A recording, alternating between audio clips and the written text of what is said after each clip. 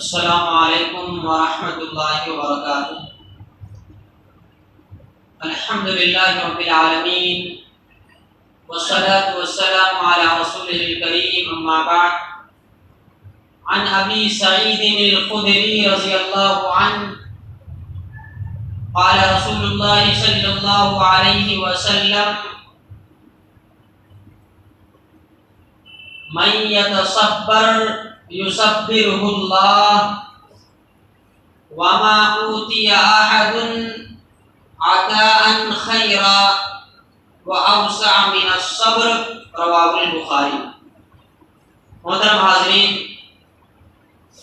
ہر انسان کی زندگی میں مصائب و مشکلات، پریشانیاں، تکلیفیں، الجھنیں، ٹینشن آتے رہتی ہیں، لیکن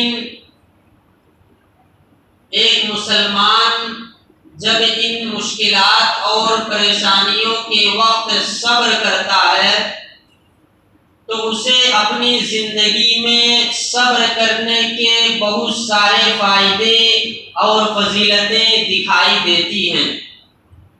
صبر کسے کہتے ہیں؟ ہم عام طور پر صبر کے معنی کو استعمال کرتے رہتے ہیں کہ صبر کرو صبر کرو۔ تو صبر کی عام طور پر دو قسمیں ہیں۔ پہلی قسم ہے محرمات کو چھوڑنے پر صبر کرنا۔ کیا مطلب؟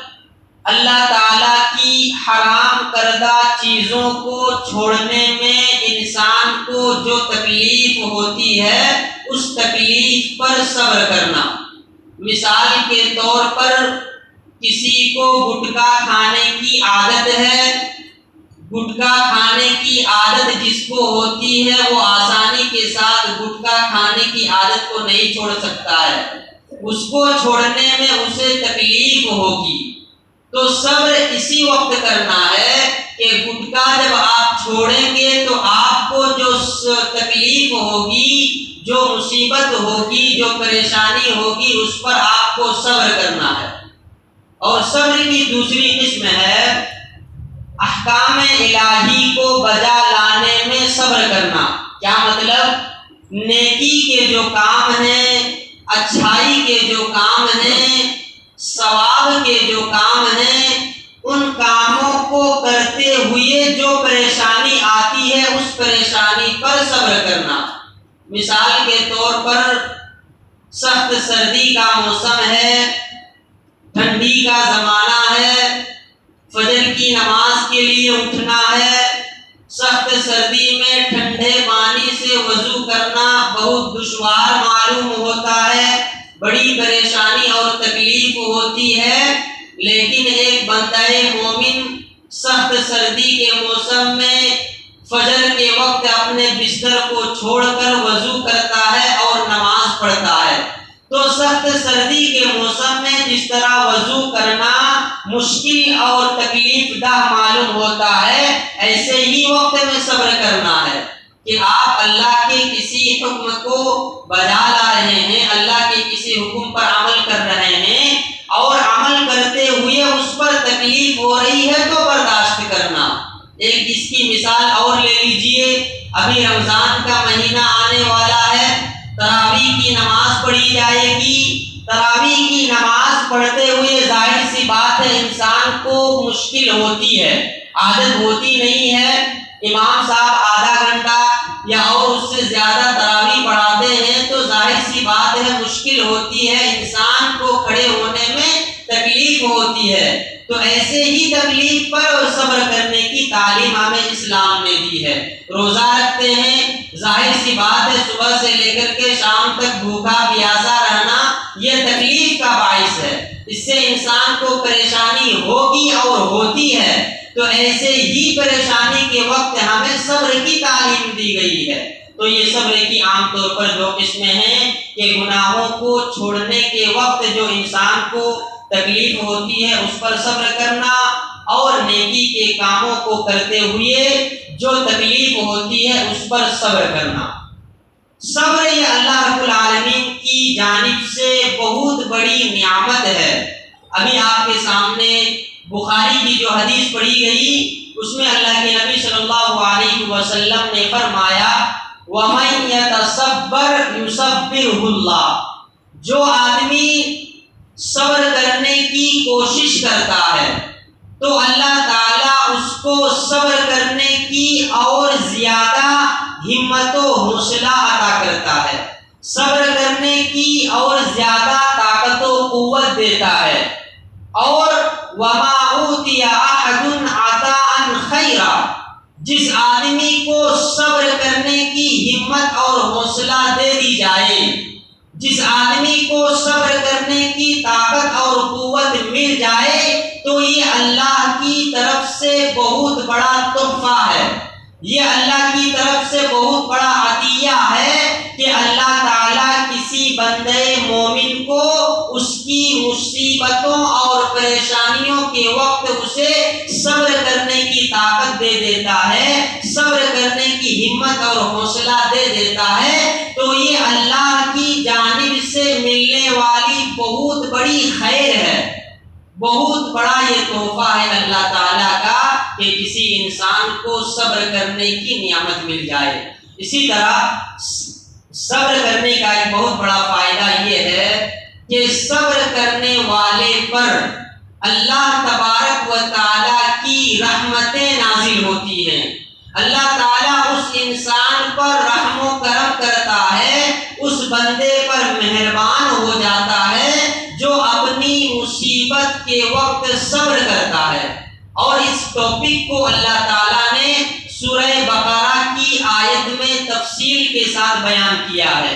ابھی عشاء کی نماز میں جو آیتیں آپ کے سامنے تلاوت کی گئی ان آیتوں میں اسی صبر کے موضوع کو اللہ تعالیٰ نے بیان کیا ہے۔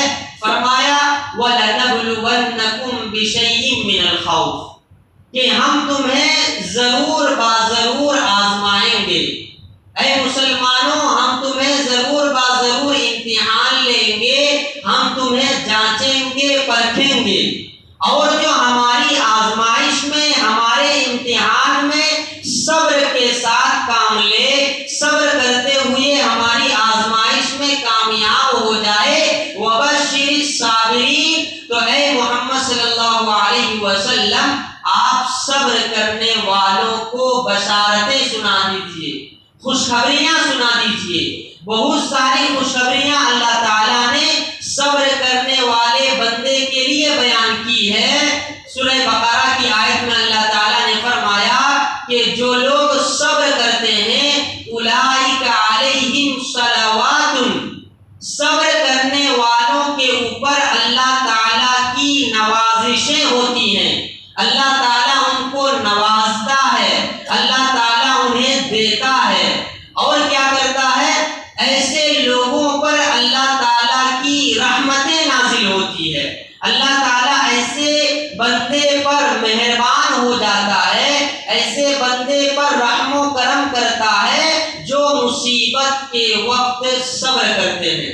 اچھا، صبر کرنے کی بہت ساری شکلیں اور صورتیں ہیں، ان میں سے ایک شکل اللہ تبارک و تعالیٰ نے سورہ بقرہ کی آیت میں فرمایا کہ الذین، وہ لوگ جب ان پر کوئی مصیبتیں آتی ہیں تو مصیبت کے وقت وہ کہتے ہیں انا للہ و انا الیہ راجعون، مصیبت کے وقت جو بندے انا للہ و انا الیہ راجعون کہتے ہیں یہی لوگ صبر کرنے والے ہیں۔ اچھا، یہاں پر ہمارے معاشرے میں ایک غلط فہمی یہ پائی جاتی ہے کہ انا للہ و انا الیہ راجعون کب پڑھتے ہیں؟ کوئی گزر گیا تو پڑھتے ہیں، کسی کا انتقال ہو گیا، کسی کی موت آ گئی تو عام طور پر ہمارے معاشرے میں یہ دعا پڑھتے ہیں انا للہ و انا الیہ راجعون۔ لیکن یہ بات یاد رکھیے یہ دعا صرف موت کے وقت پڑھنے کی نہیں ہے، جب بھی انسان کی زندگی میں مصیبت آئے اور جو بھی مصیبت آئے، چونکہ کسی کا گزر جانا یہ بہت بڑی مصیبت ہوتی ہے، اسی لیے خاص طور پر یہاں پر یہ دعا بتائی گئی ہے۔ لیکن عام طور پر انسان کی زندگی میں جو بھی مصیبت آئے، جو بھی پریشانی آئے، جو بھی تکلیفیں آئے، اس کو ہمیشہ یہ دعا پڑھنی چاہیے، انا للہ و انا الیہ راجعون۔ اور ایک آخری بات، صحیح مسلم کی حدیث میں اس دعا کے ساتھ اور 2 جملوں کا اضافہ ہے۔ ام سلمہ رضی اللہ تعالیٰ عنہ کہتی ہیں کہ جب میرے شوہر کا انتقال ہو گیا، دیکھیے اس دعا کو مصیبت کے وقت پڑھنے کی کتنی فضیلت ہے۔ ام سلمہ کہتی ہیں کہ جب میرے شوہر کا انتقال ہو گیا تو اللہ کے نبی صلی اللہ علیہ وسلم نے مجھے یہ دعا سکھلائی، انا للہ و انا الیہ راجعون، اللہم اجرنی فی مصیبتی واخلف لی خیرا منہا۔